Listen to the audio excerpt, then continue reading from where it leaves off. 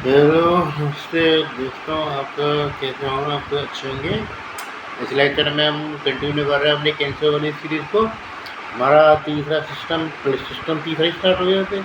एक एंडोक्राइन का था, एक ब्रेस्ट का था। तो हम पहुंच रहे हैं CNS पे। तो CNS ट्यूमर का ये हमारा लेक्चर है। एक ही लेक्चर रहेगा। इस पर हमें ज़्यादा उसकी ट्रीटमेंट पे ज़्यादा उतनी डिटेल रहती नहीं इसकी, क्योंकि हम करते नहीं है यूजुअली। हकीकत में आपको किसी भी जगह आपको ये मतलब DM लेवल पे आप करते हुए देखेंगे आज नॉर्मली एक तरीके से ये करते हुए नहीं मिलेंगे। और सर्जरी में ऐसा कुछ खास क्वेश्चन पूछेगा ही नहीं कि ये देखते हैं किस में रेडियोथेरेपी दे सकते हैं, किस में कीमोथेरेपी देंगे, ये चीज़ पूछेगा। कहाँ से कहाँ चीरा लगा के कैसा करते हैं ये कोई नहीं पूछेगा कभी भी, क्योंकि ये हकीकत में बिल्कुल ऊपर लेवल का मामला हो जाता है। यूजुअली PG लेवल पे भी आदमी नहीं करते इसको, तो PG एंट्रेंस में भी नहीं पूछेगा इसको, ये चीज़ मैं कह सकता हूँ। तो इसलिए मेन चीज़ जो आपको पता होनी चाहिए लगभग पैथोलॉजिकल एस्पेक्ट आपको पता होनी चाहिए। जो क्या सर्जरी पढ़ते वक्त क्या पैथोलॉजिकल एस्पेक्ट को भूल जाते हैं। तो खासकर आप मेरे लेक्चर देखने वाले में कुछ लोग जो हकीकत में पैथोलॉजी पढ़ रहे होंगे सेकेंड ईयर में होंगे, उनके लिए तो इम्पोर्टेंट है ये। उनके लिए मैं बता दूँ तो वो हकीकत में ग्लायोमा के जो सीरीज है, ग्लायोमा में ऐसे 3 ट्यूमर आता है हमारा। इधर एस्ट्रोसाइटोमा, ओलिगोडेंड्रोग्लायोमा और उसका एपेंडायोमा, ये सारे इंपॉर्टेंट है। उसके अलावा आप मेडुलोब्लास्टोमा और मेनिंजियोमा पढ़ लेना, ये बिल्कुल ऐसा सफिशिएंट रहेगा यदि आप एक तरीके से पैथोलॉजी पढ़ रहे हैं। नहीं तो यदि आप सर्जरी पढ़ रहे हैं तो इस तरीके से आपको और थोड़ा बहुत पढ़ के आना चाहिए। इससे खाली इससे काम नहीं चलेगा, थोड़ा बहुत और भी आना ज़रूरी है। ये तो सबसे पहले हम स्टार्ट कर रहे हैं। जैसे उसमें जो मेन पूछता है वो आपसे वाइवा में काफ़ी बार क्वेश्चन पूछ सकता है कि चिल्ड्रंस में कैसे ट्यूमर मिलते हैं और इस तरीके से उसमें कौन से ट्यूमर मिलते हैं, मार्कर कौन से ट्यूमर मार्कर बहुत ही इंपॉर्टेंट टॉपिक आ जाता है। Tumour marker post neoplastic syndrome, जब न्यूप्लासिया पढ़ाएंगे तब पढ़ाएंगे इसको। तो इस तरीके से पोस्ट ट्यूमर मार्कर इसके पता होनी चाहिए क्या कहते हैं। जैसे इसमें हम बात करें polycystic astrocytoma is the most common tumour, आपसे पूछे इतनी चिल्ड्रंस में कौन सा बोला CNS ट्यूमर, तो एस्ट्रोसाइटोमा मिलता है। तो उसमें क्या था GFAP मार्कर रहता है उसका एक तरीके उसमें अपीयरेंस कौन सी मिलती है ये पूछ सकता है। जैसे उसमें होता है हमर वाइट रोस्ट्रेज, आपको पता होनी चाहिए किसमें मिलती है, हमारे एपेंडाइमा में मिलती है हमर वाइट रोस्ट्रेज। उसके अलावा क्या कहते हैं रोजेटल फॉर्मेशन देखने को, रोजेटल फाइबर देखने को मिल जाते हैं हमारे पॉलीसिस्टिक एस्ट्रोसाइटोमा में। बड़े एपेंडाइमा मेडुलोब्लास्टोमा में जैसे हमर वाइट रोस्ट्रेज, एपेंडाइमा में जैसे पेरिवेस्टिकुलर सूडोरोस्ट्रल देखने को मिलते हैं। तो ये तरीके से आपको पता होना चाहिए। इसके बाद ये सबसे पहले बिना रुके हम स्टार्ट कर रहे हैं। हमारा पहला टॉपिक जो है हमारा ग्लायोमा। ग्लायोमा में आपको आपको ये पता होना चाहिए इसके 3 टाइप रहते हैं हमारे, एस्ट्रोसाइटोमा, एक तरीके से ओलिगोडेंड्रोग्लायोमा और एपेंडायोमा। एस्ट्रोसाइटोमा में बात करते हैं उससे सबसे टॉपिक है, तो उसमें एक तरीके 4 ग्रेड रहती है हमारी। ये तरीके से एडल्ट में भी मिल सकता है और ये तरीके से हमारे बच्चों में भी मिल सकता है, दोनों जगह कॉमन रहता है ये। और इस पर से मोस्ट कॉमन क्वेश्चन आपको पूछेगा पैथोलॉजी में, इस पर ही पूछेगा। एस्ट्रोसाइटोमा में आपको एक तरीके से हम सीधे बिना बकवास सीधे टॉय में बात करते हैं, उसमें बात करते हैं GFAP एक तरीके ट्यूमर मार्कर होता है इस तरीके से किसका, इस हमारे एस्ट्रोसाइटोमा का। उसके अलावा और क्या पता होना चाहिए इस तरीके से, इसमें जो ये चलिए दोनों मिलेगा इधर astrocyte cell of origin astrocyte हो जाएंगी। और हमारा क्या रहेगा इस तरीके से एस्ट्रोसाइट में क्या रहता है, एस्ट्रोसाइट में पोजीशन देखने होते हैं, हेयरी पोजीशन आपको देखने को मिलती है। सेल्स पे बात की होती है, थोड़ा हिस्टोलॉजिकल एस्पेक्ट पता चल जाता है आपको। इसमें इस तरीके से यदि आप बच्चों में पूछें तो बच्चों में ये रहता है ज़्यादातर इंफाटेंटोरिया रहता है, यानी कि सेरिबेलम पे रहता है इस तरीके से, सेरिब्रल कॉर्टेक्स पे नहीं रहता। सेरिब्रल कॉर्टेक्स पे ज़्यादातर खाना रहता है ये एडल्ट में। बच्चों में कैसा रहता है ज़्यादातर ये बिनाइंग रहता है। देखिए एडल्ट में बात करी जाए तो ज़्यादातर ये मेलिग्नेंसी आपको देखने को मिलती है, ज़्यादातर मेलिग्नेंट रहता है यदि हम एडल्ट में बात करें, क्योंकि उसमें एक तरीके ग्रेड 4 रहता है। तो इसलिए बच्चों में एक तरीके से बेस्ट प्रोग्नोसिस रहता है, और यदि बात करें ना इसमें एडल्ट में इसकी वर्स्ट प्रोग्नोसिस रहती है। इसकी हमारे इतने एस्ट्रोसाइटोमा की, एस्ट्रोसाइटोमा से हमारे एक तरीके से 4 ग्रेड आते हैं। तो पहला ग्रेड आता है हमारा इतने पॉलीसिस्टिक एस्ट्रोसाइटोमा, मैंने बता दिया कि चिल्ड्रंस में देखने को मिलता है। इसमें जो आपको याद रखना है एक तरीके से बेनाइन ट्यूमर होता है। उसमें आपका रोजेटल फाइबर्स देखने को मिलते हैं यूसिनोफिल। यदि आप किससे बात करते हैं हिस्टोलॉजिकल एस्पेक्ट से, तो आप इसे लिख के रख लीजिएगा रोजेटल फाइबर। यही आपको एस्पेक्ट है, ये थोड़ा सर्जरी में पढ़ने को नहीं मिलता, ये पैथोलॉजिकल एस्पेक्ट आ जाता है, रोजेटल फाइबर देखने को मिलते हैं। ग्रेड 2 बात करें तो लो ग्रेड एस्ट्रोसाइटोमा होता है। ग्रेड 3 बात करें तो एनाप्लास्टिक एस्ट्रोसाइटोमा है। ग्रेड 2 और 3 का नाम भी याद रखना है, पूछेगा इनको। तो ग्रेड 2 रहता है हमारा इस तरीके से लो ग्रेड एस्ट्रोसाइटोमा, ग्रेड 3 रहता है हमारा इस तरीके से कैसा एनाप्लास्टिक एस्ट्रोसाइटोमा। तो ग्रेड 4 आपको पता होना चाहिए क्या, हमारा गैंग्लियोब्लास्टोमा, ये ग्लायोब्लास्टोमा। ग्लायोब्लास्टोमा रहता है हमारा इस तरीके से, कौन सा तरीके से एडल्ट वाला इस तरीके से, जो कि वोस्ट प्रोग्नोसिस देखने को मिलता है। उसमें बात करें चले तो हिस्टोलॉजिकल अपीयरेंस में क्या मिलेगी आपको, स्यूडो पल्सेटिंग पोलियोमॉर्फिक ट्यूमर होता है। Pseudo pulsating pleomorphic tumour, pseudo pulsating pleomorphic tumour का मतलब क्या होता है, इस तरीके से आपको जो एक तरीके सेंट्रल एरिया रहेगा इस तरीके से सेल के अंदर, जिसमें आपको नेक्रोसिस भी मिलेगा, हीमरेज भी मिलेगा, इस तरीके से वेसल्स का पॉलीफरेशन भी मिलेगा, जो कि सराउंडिंग कवर रिंग के अंदर, यानी कि तरीके से आपको सिस्ट वगैरह मिलने की संभावना प्रॉपर सबसे ज़्यादा रहती है, प्रॉपर रहती है। इसमें क्या है कि सबसे बड़ी बात क्या है, इस सुचरल लाइन को जो बीच की जो इस तरीके कार्पस कैलोसम को क्रॉस कर जाते हैं इस तरीके से, जिसके कारण एक सिस्ट यहाँ मिलती है, एक सिस्ट दूसरी जगह मिल जाती है। तो जिसके कारण क्या तरीके से बटरफ्लाई वाला पैटर्न मिल जाता है कि एक सिस्ट यहाँ, एक सिस्ट यहाँ, तो इस तरीके से बटरफ्लाई बनी हुई, इस तरीके से बटरफ्लाई हुई। तो ये बटरफ्लाई वाला सिस्टम होता है, तो इसलिए बटरफ्लाई ग्लायोमा भी कह देते हैं। तो इसमें मेन जो पॉइंट याद रखना है क्या, इस तरीके से सिस्टम फॉर्मेशन होती है, तरीके सेंटर नेक्रोसिस प्रोलिफरेशन हीमरेज, इस तरीके से हिस्टोलॉजी वाला पॉइंट डेप्थ पूरा इस तरीके से क्या, इधर सेंटर नेक्रोसिस, उसके संग में क्या मिल रहा है, हीमरेज प्रोलिफरेशन जो कि सराउंडिंग की जाती है इस तरीके से। ये मतलब माइक्रोवेस्कुलर प्रोलिफरेशन जो कि तेरी सेंट्रल एरिया में रहता है इस तरीके से, वो वेसल्स के द्वारा जो हमारे सराउंडिंग टिश्यू के अंदर रहती है इस तरीके से चारों तरफ से। और एक है बटरफ्लाई ग्लायोमा रहता है, इस तरीके से सिस्ट जो होती है वो क्रॉस कर जाती है, तो ये नहीं कि एक जगह मिले, दूसरे हेमिस्फीयर में मिल जाती है और आपस में जुड़ी हुई रहती हैं। ये तरीके से ये रहती है। ये एक तरीके से सेरिब्रल कॉर्टेक्स में मिला था, पहला वाला क्या मिला सेरिबेलम में मिल रहा है। किसी भी ट्यूमर की बात करना जाए तो आपको ये पता होना चाहिए उसका नेचर क्या था, बेनाइन नेचर, मेलाइनेंट नेचर है, उसमें CSF स्प्रेड मिल रहा है कि नहीं मिल रहा है। यदि किसी में मेलिग्नेंसी मिले तो हम रेडियोथेरेपी रहेंगे, और यदि हम उसमें CSF रखते तो इस तरीके से सेरिब्रोस्पाइनल रिहेबिलिटेशन की टेक्निक का यूज़ करते हैं। तो खाली बनाएंगे तो इस तरीके से रिसब्सिटेशन कर देंगे, तरीके से उसको निकाल के निपटा देंगे। ये ठीक है। अब बात कहते हैं ट्रीटमेंट की, ट्रीटमेंट में बात कहते हैं तो यदि हम बात कहते हैं तो पॉलीसिस्टिक एस्ट्रोसाइटोमा है तो खाली बनाएंगे तो इसमें रेडिकल रिसेक्शन कर देते हैं, तरीके हमको और कुछ करने की ज़रूरत नहीं है। दूसरे और तीसरे बात करी तरह तो उसमें क्या है कि हमको रेडियोथेरेपी हमको देनी पड़ती है, ये कह रहा था मैं। और 3 में बात करें 3 में हमको कीमोथेरेपी ड्रग्स भी चलानी पड़ जाती है, जिसमें आता है हमारा कार्मासिन, सिस्प्लेटिन, और इस तरीके से यदि हमारा न्यूलो डायग्नोसिस है, रिकरेंट है हमारा ग्लायोब्लास्टोमा की बात करता है टीमोजोलामाइड होती है, बहुत ही स्पेसिफिक ड्रग है, उसको भी लिख के रख लेना इस जगह, कौन सी टीमोजोलामाइड।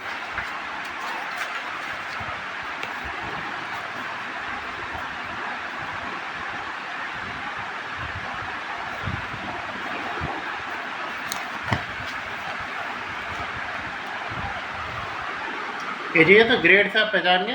पहले ग्रेड में आपको खाली बस क्या करना है, इस तरीके यू चीज़ दे देनी है।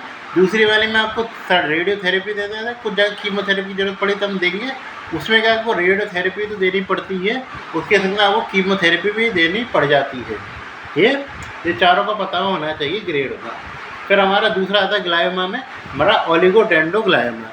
ओलिगोडेंड्रोग्लायोमा में पता होना चाहिए वो किस में मिलता है, ओलिगोडेंड्रोग्लायोमा हमारे एडल्ट में मिलता है। एडल्ट की ट्यूमर में बता दो तो ग्लायोब्लास्टोमा हुआ, अगर इधर मेनिंजियोमा हुआ, ओलिगोडेंड्रोग्लायोमा हुआ, पिट्यूटरी एडिनोमा हुआ, ये ज़्यादातर एडल्ट में, जैसे हेमेंजियोब्लास्टोमा हुआ तो ये ज़्यादातर एडल्ट में देखने को मिलते हैं। देखिए पॉलीसिस्टिक एस्ट्रोसाइटोमा, एपेंडायोमा, मेनिंजियोमा, इस तरीके से ये मेनिडुलोब्लास्टोमा, इस तरीके से ये ज़्यादातर किस में मिलते हैं, हमारे इधर बच्चों में देखने को मिलते हैं।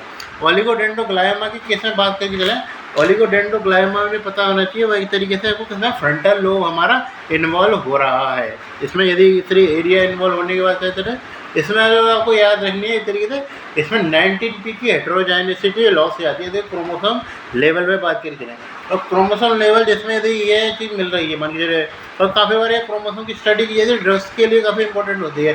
तो इससे क्या पता चलता है टीमोजोलामाइड जो होते हैं वो बेस्ट ड्रग रहती है, तरीके से बहुत ज़्यादा अच्छा खासा रिस्पॉन्स दिखाती है। यदि ये ट्यूमर है और उसमें ही तरीके से ट्यूमर काफ़ी सारे क्रोमोसोम के कारण हो सकते हैं, यदि ये क्रोमोसोम को मिल रहा है, इस क्रोमोसोम के कारण यदि डेवलप हुआ है तो आपको एक बहुत अच्छा रिस्पॉन्स मिलेगा किसके द्वारा, हमारे टीमोजोलामाइड के द्वारा।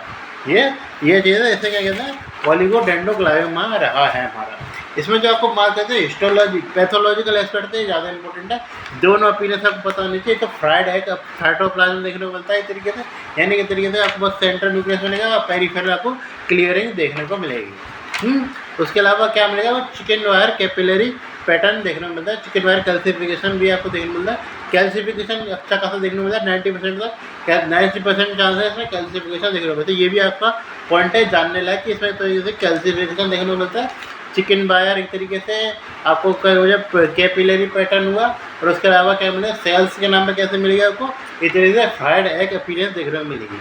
ये तीनों चार चीज़ याद रखें, कैल्सिफिकेशन देखने को मिलता है 90% केस में। उसके अलावा क्या बात करके चले तो इस तरीके से आपको फ्राइड एग साइटोप्लाज्म देखने को मिल रहा है, और क्या देखने को मिल रहा है, इस तरीके से चिकन वायर प्रोलिफरेशन आपको देखने को मिल रहा है। ये हुई बात इसकी इन्वेस्टिगेशन। तो इसमें भी क्या रहेगी, हमारी MRI रहेगी, उसमें भी MRI थी। इसमें बात करके चले तो CT स्कैन भी यूज़ करते हैं, क्या कैल्सिफिकेशन देना होता है। इसमें जो आपको याद रखनी चाहिए इस तरीके से आपको क्या है, ये तरीके से CSF स्प्रेड मिलता है इसमें, देखिए अगर मच्छी पटा CSF स्प्रेड मिलता है, जिसके कारण क्या है, आपको सेरिब्रोस्पाइनल इरिटेशन वाली प्रोसेस है वो इस तरीके से करनी पड़ जाती है, क्योंकि CSF मेटास्टिमुलेट इस तरीके से ये हमें लगता है। तो इस तरीके से रीबर्स्ट रिस्पॉन्स देता है, वैसे नहीं करती है। इसमें अगले में आया एपेंडाइमा में। एपेंडाइमा में आपको पता होना चाहिए खाली कि तरीके से 4th वेंट्रिकल में मिलता है, चिल्ड्रंस में मिलता है मोस्ट कॉमन। और इसमें क्या बना है, पेरीवेस्कुलर सूडोरॉस्ट्रल। और क्या याद रखना तो था, हिस्टोलॉजी पे जाए तो हिस्टोलॉजी पे याद रखना वह का रोड शेप्ड इस तरीके से ब्लेफेरोब्लास्ट देखने को मिलती है। ये रोड शेप्ड ब्लेफेरोब्लास्ट देखने को मिलती है किसमें, इस तरीके से एपेंडाइमा में। कौन सा बार बार रिपीट होता, 4th वेंट्रिकल रहती है इसमें। साइड इसमें क्या है, यदि पैथोलॉजिकल लेवल पे बात करते रहे तो पेरीवेस्कुलर सूडोरॉस्ट्रल देखने को मिलती है, और रोड से ब्लेफेरोब्लास्ट देखने को मिलती है। ये इसमें जो याद रखना है वो आपको याद रखना है कि CSF मेटास्टेशन काफ़ी कॉमन है। उसमें मैं गलत बोल गया था, इसमें CSF मेटास्टेशन बहुत कॉमन है, जिसके कारण क्या देखने को मिल रहा है आपको, इसमें आपको कौन सी प्रोसीजर करनी पड़ेगी, सेरिब्रोस्पाइनल इरिटेशन वाली प्रोसेस है वो करनी ही पड़ेगी। ये इसमें आप अगले टॉपिक पर आते हैं, वो आता है हमारा इस तरीके से मेडुलोब्लास्टोमा। ये तो इस तरीके से ये चीज़ ध्यान रखना, ये भी किसमें मिल रहा है, हमारे चिल्ड्रंस में मोस्ट कॉमन मेडिलैंड ट्यूमर है। इसकी लोकेशन क्या रहेगी, तो इसकी लोकेशन भी रहेगी हमारे सेरिबेलम पे। ज़्यादातर ट्यूमर हमारे सेरिबेलम पे मिलते हैं। यदि हम किसके कंसिडर करेंगे चले इस तरीके से उसको चिल्ड्रंस को कंसिडर करेंगे, सेरिबेलम पे ट्यूमर मिलता है। ये किसमें, सेरिबेलम के पार्ट पूछता था, सेरिबेलम के पार्ट में बर्मिस पे देखने को मिलता है। लेटर हेमिस्फीयर पे ज़्यादातर हाइड्रस में देखने मिलता है, यानी कि तरीके से दोनों जगह पे देखने को मिलता है। मोस्ट कॉमन ये अगर एक पूछे तो आपको चिल्ड्रन कंसिडर करना है, कौन सा, हमारा मेडुलोब्लास्टोमा। सिंड्रोम मानते जाए तो ये टॉर्को सिंड्रोम के सही संग एसोसिएटेड रहता है। ये इसमें याद रखना है आपको, सिम्टम के नाम पे इस तरीके से ये ट्यूमर बढ़ गया, बढ़ने के कारण इंट्राक्रैनियल हाइपरटेंशन हो सकती है, जिस कारण आपको नॉन ऑब्स्ट्रक्टिंग हाइड्रोसेलुलस देखने को मिल सकता है। यदि नॉर्मल टेंशन हाइपोसेलुलस भी देखने को मिल सकता है, इधर वेंट्रिकल वगैरह होते हैं इलाज आएंगे, जिसमें आपको क्या सिम्टम बताते हैं, पेपिली एडेमा और हेडेक याद रखना, दो मेन सिम्टम। ताकि इधर वॉमिटिंग वगैरह भी रहती है सुनना। तो पेपिली एडेमा और हेडेक इम्यून सिस्टम है, हाइड्रोसेलुलस। ये टॉपिक रिवाइज जरूर कर लेना, काफ़ी पुराना मैंने पढ़ाया हुआ है ये हाइड्रोसेफेलस शॉर्ट में, तो उसमें ज़रूर रिवाइज कर लेना उसको, अच्छा रहेगा। ठीक है, तो उसमें ये चीज़ होती है। इसमें आपको ये मेन जो पूछता है आपसे, क्या पूछता है, ड्रॉप मेटास्टेसिस। जो ड्रॉप मेटास्टेसिस में होता है, मैं पर्सनली पूछूँ तो इस तरीके से मैं काफ़ी बार कन्फ्यूजन हो जाया करता था ड्रॉप मेटास्टेसिस की। इस तरीके से मैं उसको मेनिंजियोमा में कर देता था बजाय कि मेडुलोब्लास्टोमा में। क्यों? क्योंकि मैं उस तरीके ड्रॉप से ड्यूराटिल सा समझ लेता था हकीकत में, जिसके कारण इस तरीके से मैं उसको मेनिंजियोमा में कंफ्यूज कर देता था। यदि मैं अब ये गलती करूँ तो मैं चूतिया हूँ, मेरे बताने के बाद भी करें तो आपका पता नहीं, लेकिन मैं अब ये गलती नहीं करना चाहता, तो ये चीज़ है। मैं सोचता था क्वेश्चन नहीं आया था कोई, क्योंकि ये थोड़ा सा हायर एस्पेक्ट था पैथोलॉजी के हिसाब से, तो ये चीज़ है। तो ड्रॉप मेटास्टेसिस है, मैं ज़्यादातर चीज़ें में बात कर रहा हूँ, पैथोलॉजी में बात कर रहा हूँ, भले क्वेश्चन नहीं पूछा गया हो। तो क्वेश्चन में पैथोलॉजी जितनी बड़ी है उससे ज़्यादा पेपर आता नहीं है पैथोलॉजी का, सच बताऊँ तो। ये खासा राजस्थान बोर्ड की बात करते हैं तो उतना खास पेपर आया नहीं है आज तक, मैंने अभी जैसा देखा नहीं है तो बनाते हुए। बस ये तो उल्टे सीधे से चीज़ें डाल देंगे, पता नहीं क्या है क्या नहीं है ये, ठीक है। तो इसमें क्या है कि तरीके तो ड्रॉप मेटास्टेसिस देखने को मिलता है। तो मैंने बता दिया सीधे, यदि सेरिब्रो स्पाइनल कॉर्ड से स्प्रेड कर रहा है तो क्या है ट्रीटमेंट करेंगे, ट्रीटमेंट के नाम पे तो रेडियोथेरेपी देनी पड़ेगी। और एक तरीके से रेडियोथेरेपी से आपको एक तरीके से वो देनी पड़ेगी, एक तरीके से कीमोथेरेपी। और क्या करना पड़ेगा, एक तरीके से सेरिब्रो स्पाइनल इरिटेशन करना पड़ेगा।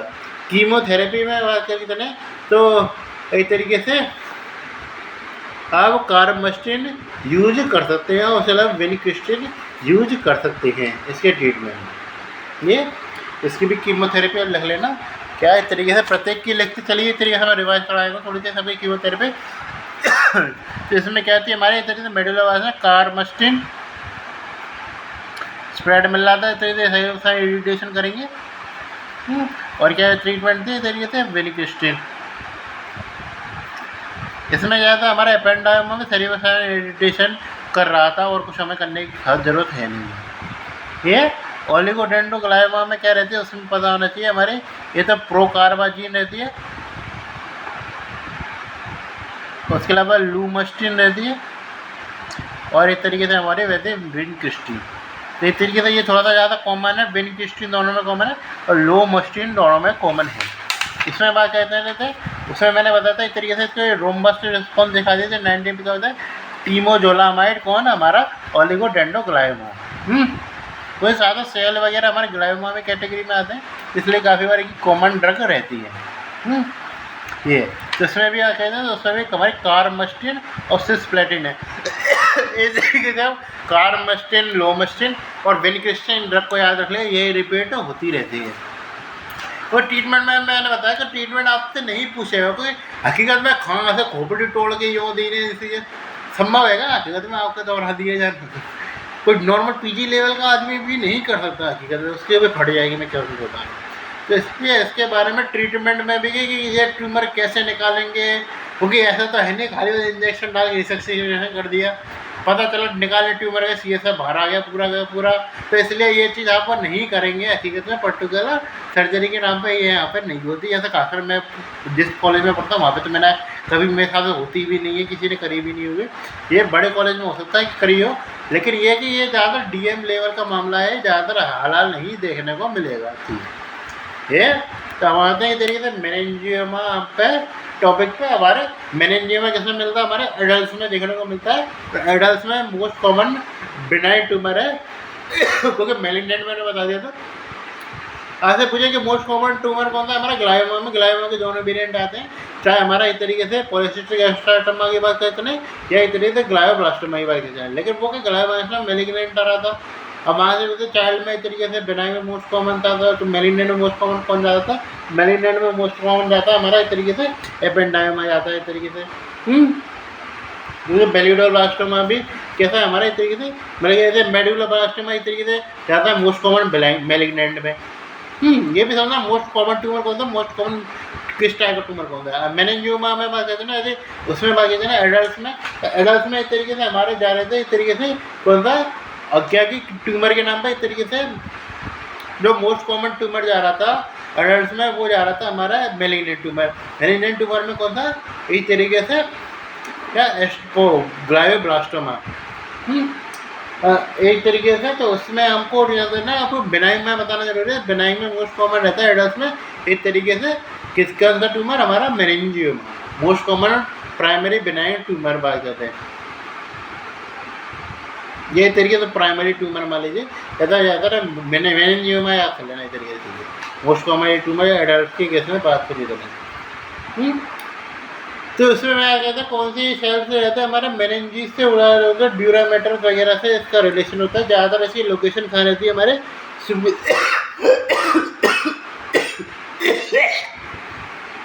सुपीरियर सजाइटस साइनस रहती है हमारी मोस्ट कॉमन मेनिंजियम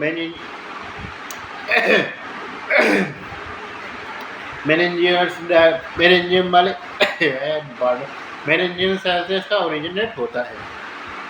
ये इसमें जो आपको डिफेक्ट मिलेगा, आपको सेंसरी डिफेक्ट देखने को मिल सकता है, मोटर डिफेक्ट देखने को मिल सकता है, उसके अलावा ब्लैडर डिस्फंक्शन देखने को मिल सकता है। ये तीनों को ट्रायड याद रखने ना। जो आपको जो मेन जो चीज़ याद रखनी है, बार बार बोल रहा हूँ मैं, इसमें जो याद रखना है वो ड्यूराटेल साइन है, वो याद रखना है। क्या ड्यूराटेल साइन देखने को मिलता है किसमें? हमारे मेनिंजियोमा में। ये इसमें जो आपको बॉडीज मिलती है, आपको हिस्टोलॉजी का है तो वो आपको सेमोवा बॉडीज है, पहले बार बता चुका हूँ मैं, आपको मैं बोर हो जाऊँगा बताते। तो मेनिंजियोमा कौन सी हमारी सेमोमा बॉडी देखने को मिलती है, बहुत सारी जगह भी देखने को मिलती है, और भी 4-5 जगह। पेपिलरी कार्सिनोमा में भी बताई थी मैंने अभी पिछले लेक्चर में। तो इसलिए मैं वो 2 बार तो मैंने हमारे ट्यूमर में आ गया ये चीज़ें, तो इसलिए आपको पता नहीं थी सेमोमा बॉडी कहाँ मिलती है। काफ़ी इंपॉर्टेंट है, आपसे पूछ सकता है क्वेश्चन हकीकत में। मैंने अब पेपर देखा नहीं, तो उसमें पेपर मैंने देखा भी तो उसमें क्वेश्चन देखा था, तो ये इस तरीके से मिलाने नहीं पूछ नहीं सकता सेमोमा बॉडी किस किस में देखने को मिलती है। तो सेमोमा बॉडी इसका जरूर याद रखना। उसके अलावा क्या तरीके से इसमें क्या बोलता है आपको ड्यूराटेल साइन है, और सिम्टम जरूर याद रखना। इस तरीके से मोटर सिम्टम है साइनर, और इस तरीके से ब्लैडर सिम्टम है उसका डिस्फंक्शन देखने को मिल जाता है हमारा। ये इसमें फोरा में स्पाइनोसम देखने को मिल जाता है। ये अब क्यों देखने को मिला ये मैं कह नहीं सकता। ये इसमें क्या ट्रीटमेंट के नाम पे क्या करेंगे, तो हम सर्जिकल रिसेक्शन करेंगे और सिम्पटम ग्रेडिंग यूज करते हैं जरिए मैनेजर रिसेक्शन के लिए। तो ये इसमें पॉइंट याद रख लेना जरूर, सिम्पटम्स ग्रेडिंग। ड्यूराटेशन तो मेरे साथ तो याद, तो मुझे पसंद तो याद हो गया ये, लेकिन आपको याद हो नहीं हो इसलिए मैं बताया तो सिम्पटम ग्रेडिंग जरूर याद रखना।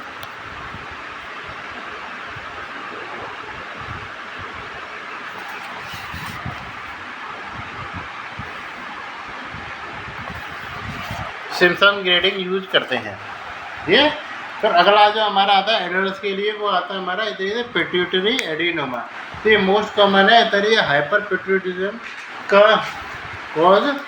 ये एक तरीके से 2 प्रकार के हो सकते हैं, या तो फंक्शनल हो या नॉन फंक्शनल हो। फंक्शनल के नाम पे क्या है, किस तरीके से आपको फिजियोलॉजिकल सिम्टम देखने को मिलेंगे, ज़्यादा से ज़्यादा सिक्रीशन आपको देखने को मिलेगा।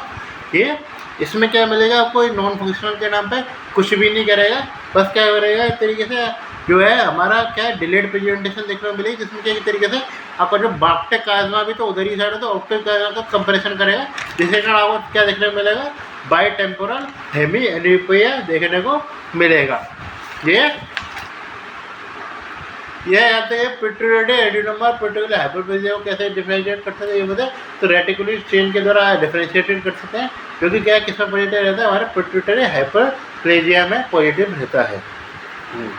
तो मोस्ट कॉमन आपसे पूछे कि पिट्यूटरी एडिनोमा में मोस्ट कॉमन कौन सा हार्मोन आपको ज़्यादा देखने को मिलेगा, तो आपसे सीधा आंसर जाना चाहिए प्रोलैक्टिन। तो prolactinoma is the most common pituitary adenoma functioning. ये कौन सा है हमारा प्रोलैक्टिनोमा।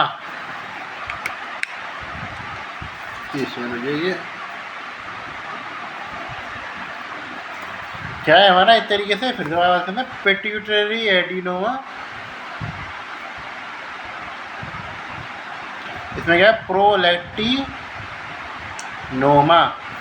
प्रोलैक्टिन के ज़्यादा होने से क्या हो रहा है, हमारे 2 फंक्शन आते हैं, हमारा एक तो एमेनोरिया होता है और गैलेक्टोनोरिया देखने को मिलता है।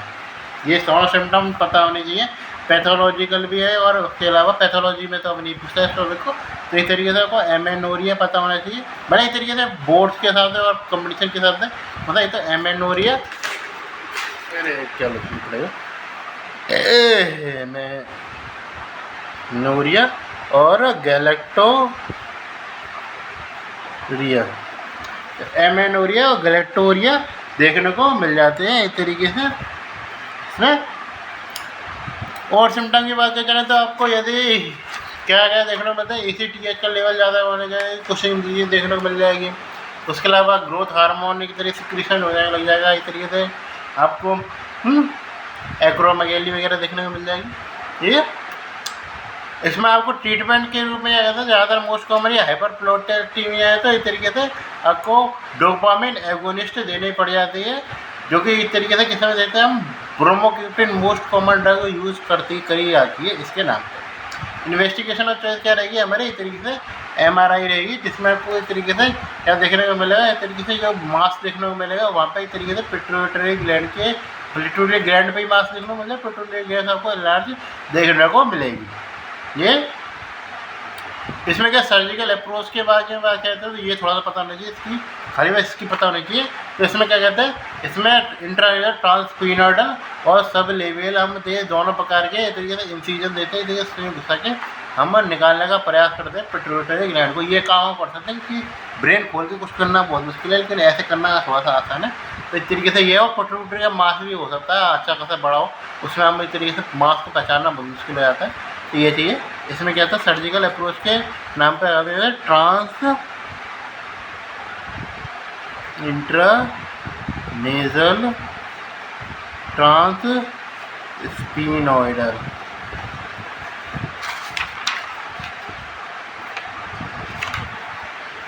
ये इस प्रकार हमारा रहता है सिस्टम इस सर्जिकल अप्रोच की। और लास्ट में आते हैं हमारे इस तरीके से दो वाला लास्ट ट्यूमर मान लीजिए। लास्ट ट्यूमर जो बनता है हमारा होता है क्रेनियो फेरेंजियोमा। क्रेनियो फेरेंजियोमा हमारे दो ट्यूमर और बचे हैं, एक दो ट्यूमर बचे हैं, ये बचा और एक और हेमेंजियोब्लास्टोमा होता है। फिर क्रेनियो फेरेंजियोमा आता है, ये क्या है, बेनाइन सिस्टिक लीजन देखने को मिलता है हमें। इसमें इसका ओरिजिन पता होना चाहिए, किससे पता वाले होता है ये सर, रेक्टेक पाउच से इसका ओरिजिन है। पैथोलॉजी में कुछ पूछेगा तो यही पूछेगा, हालांकि बहुत ऊपर सुपीरियर लेवल पर चला जाएगा तो पैथोलॉजी के साथ तो देगा ना। इस तरीके से रेक्टेक पाउच है, ये तरीके से जो मैं एक्सपर्ट होगा, जो मैं पथनी में रॉबिस में पढ़े थे उसका बता रहा हूँ। काफ़ी बार कुछ चीज़ें इस तरीके से इसमें दे रखी है, उसमें ज़्यादा दे रखी है सर्जरी में, लेकिन काफ़ी चीज़ें इस तरीके से काफ़ी म्यूटेशन के बारे में काफ़ी ज़्यादा डिटेल दे रखी है। लेकिन इन पर्सनली देखो तो मुझे बहुत कन्फ्यूजिंग लगी थी, इसलिए मैं आपको उसमें एक्सप्लेन नहीं कर रहा हूँ, क्योंकि मुझे पर्सनली कुछ खास समझ में नहीं आया म्यूटेशन के बारे में। हाँ, इसके अलावा मैं हिस्टोलॉजिकल का जो कॉलम होता है रोमिस में, उसको मैं जरूर पढ़ने की सलाह देता हूँ, वो जरूर पढ़ लेना, वो इंपॉर्टेंट रहते हैं। ये इसमें क्या है, रेक्टेड पाउच का ओरिजिन होता है, जिसमें क्या कहते हैं रेक्टेड पाउच में इसको अपीयरेंस पूछ सकता है तो लाल लाल से आपको देखने को मिले धब्बे से। तो इसमें दिखाऊँ थोड़ा सा, ये इस तरीके से इस प्रकार ये आपको अपीयरेंस है, ये देखने को मिलेगी। तो लाल लाल से आपको धब्बे देखने को मिलेंगे। जैसे क्या कहते हैं कोलेस्ट्रॉल क्रिस्टल आपको देखेंगे, motor oil like fluid with in tumour. तो मोटर ऑयल एक तरीके से आपको बहुत ज़्यादा एकदम काला काला सा ऑयल होगा, काला पीला सा एकदम ऑयल सा एक तरीके से मिलेंगे। तो ऑयल ज़्यादा फिल हो गए थे ट्यूमर के अंदर, इस प्रकार आपको देखने को मिल रहा है। जो मैं फोकस करूँ सेकंड आपको दिया फोकस, ये तो बोलते हैं मोटर वो ऑयल वगैरह लाइक ट्यूमर है आपको देखने को मिला। इसमें जो आपको सबसे कॉमन चीज़ पता होनी चाहिए मेन ये तरीके से कैल्शिफिकेशन 100% मिलता है इस तरीके से। तो कैल्शिफिकेशन मिलेगा ही मिलेगा, आपसे अगले डायग्राम में देखें तो थोड़ा सा कैल्शिफिकेशन आपको मिलेगा ही मिलेगा इस तरीके से। जो आपको ज़्यादातर मोस्ट कॉमन रीजन को होता है इस तरीके से आपको सुपरासेलुलर रीजन जो होता है उसमें इस तरीके से आपको इस तरीके से ये देखने को मिलता है हमारा कैल्शिफिकेशन। ये ठीक है, तो इस प्रकार हमारा सुपरासेलुलर कैल्शिफिकेशन देखने को मिलता है। रेक्टेड पाउच से इसका ओरिजिनेशन होता है। ये सुपरासेलुलर कैल्शिफिकेशन होता है उसमें से सिस्टिकेशन मिलता है। ये लोकली इन्वेजिव है, तो इसमें हम रेडियोथेरेपी देते हैं। क्लिनिकल फीचर के नाम पे कोई इंट्राक्रैनियल हाइपरटेंशन देखने को मिलती है, विजुअल फील्ड एब्नॉर्मलिटी देखने को मिलेगी, क्रेनियल पाल्सी देखने को मिल जाते हैं, बहुत ज़्यादा सिम्टम आ जाते हैं इसकी। तो MRI एक तरीके से बेटर होता है, क्योंकि उसमें आपको सिस्टिक कंपोनेंट भी आप देख सकते हैं, उसमें खाली आपको कैल्शिफिकेशन कंपोनेंट ही देख सकते हैं। हालांकि कैल्शिफिकेशन 100% केस में मिलता है, तो इसलिए इसकी इन्वेस्टिगेशन चॉइस ऑफ हो सकती थी। लेकिन क्या कि इस तरीके से इसमें क्या है कि आपको सिस्टिक कंपोनेंट भी देखने को मिल जाता है। ये ठीक है।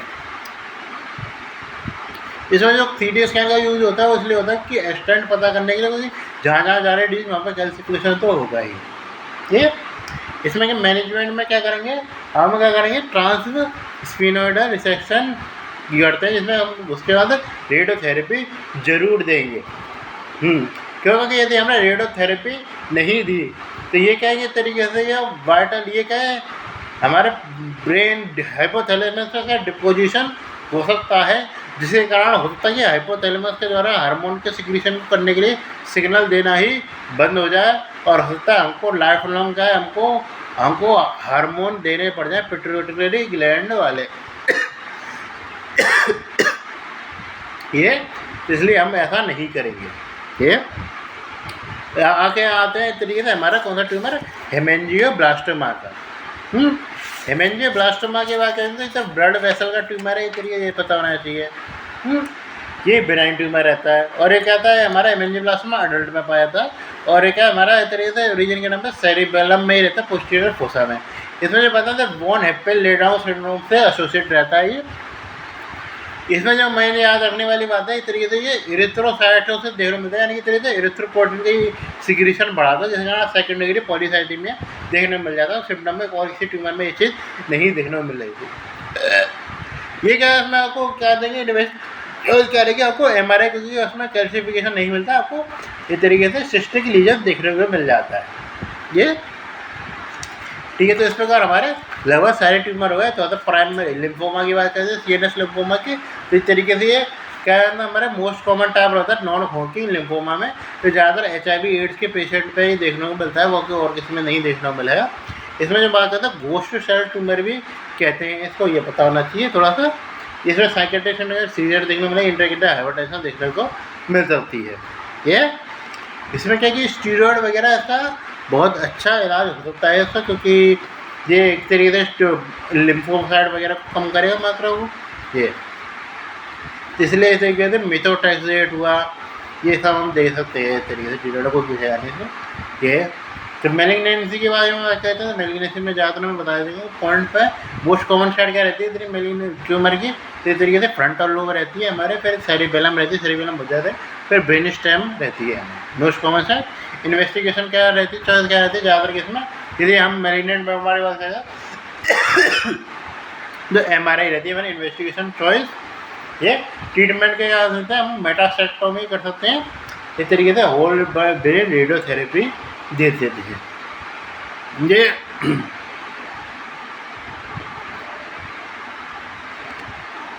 मतलब ज़्यादा इस तरीके से हमको इसमें कीमोथेरेपी का रोल नहीं रहता मेटास्टेसिस से, यदि इस तरीके से जैसे वो स्मॉल लंग सेल कार्सिनोमा नहीं है या जैसे सेमाइनोमा से नहीं आया है, तो इस तरीके से हम खाली रेडियोथेरेपी देते हैं, तरीके से कीमोथेरेपी का रोल नहीं रहता। इसमें जो आपको याद रखनी वो है स्टीरियोटैक्टिक रेडियो सर्जरी, या फिर इसे रेडियोथेरेपी भी कहते हैं सही शब्द में। तो ये में क्या है, फंक्शनल एब्नॉर्मलिटी को ट्रीट करने के लिए करते हैं ज़्यादातर ये। इसमें क्या है कि गामा नाइफ होता है हमारा ये, उसके बाद पूछा था गामा नाइफ प्रोवाइड 211, और उसके अलावा क्या करते हैं एक तरीके से रिस्क क्या होता है, तरीके से रेडिएशन नेक्रोसिस देखने को मिलता है, क्योंकि आसपास में रेडिएशन जगह नेक्रोसिस देखने को मिलेगी, और सीधे क्या है उसको हटा देते हैं तरीके से उसको रेडिएशन से ये चीज़। लेकिन इसमें क्या यूज़ करते हैं गामा नाइफ 201 कोबाल्ट 201, ये पता होना चाहिए और तो कुछ पता हो नहीं है, तो कोबाल्ट 201 ये यूज़ करते हैं तरीके से गामा नाइफ पर। और इसमें कॉमनली यूज क्या रहता है हमारा ब्रेन ट्यूमर रहता है तरीके से, मतलब किस में यूज़ करते हैं ब्रेन ट्यूमर में यूज़ करते हैं, बेनाइन लीजन और AV मालफॉर्मेशन में ही यूज करते हैं। तो इस प्रकार हमारी हो गई क्या इस तरीके से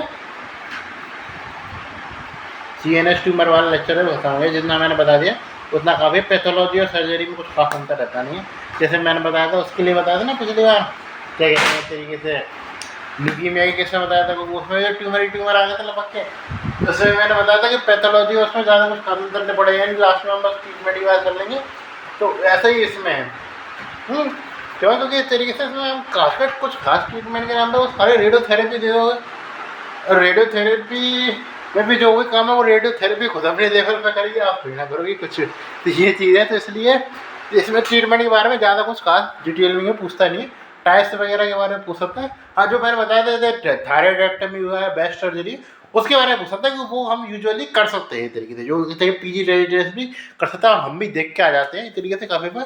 तो ये चीज़ breast surgery modified radical mastectomy हुई, उसमें जब थायराइडेक्टमी हुई है तरीके से प्लेटिना वगैरह को उठाया, ये चीज़ एक तरीके से कुछ खास ऐसे नहीं है ना, उसमें तो खोपड़ी खोल के बिल्कुल एकदम करना पड़ता है। रेडियोथेरेपी का बहुत भयंकर रूल रहता है, तो ये चीज़ है, तो इसलिए हमारे लेवल पर उतना जाएगा ज़्यादा नहीं है, बस बात आपको पैथोलॉजिकल एक्सपर्ट भी पता हो तो बहुत ही एकदम सफिशिएंट है। खासकर आपको हिस्टोलॉजिकल एक्सपीरियंस पता है तो बहुत ही एकदम बढ़िया है आपके लिए। खासकर आप रिवाइजिंग में मतलब या फिर रख लेना उन्हीं को, तुम्हें पता है कि रिवीजन के नाम पर सर्जिकल एक्सपर्ट ही ये पढ़ने वाले हो, पैथोलॉजिकल एक्सपर्ट पढ़ेगी नहीं पढ़ेगी कोई पता नहीं, लेकिन थोड़ा सा रिवीजन में जरूर रखना, क्योंकि ये बात क्या चीज़ रिवीजन में आ जाती है तो फिर क्या याद होने लग जाती है, फिर क्या हलाल आप भूलते नहीं हैं।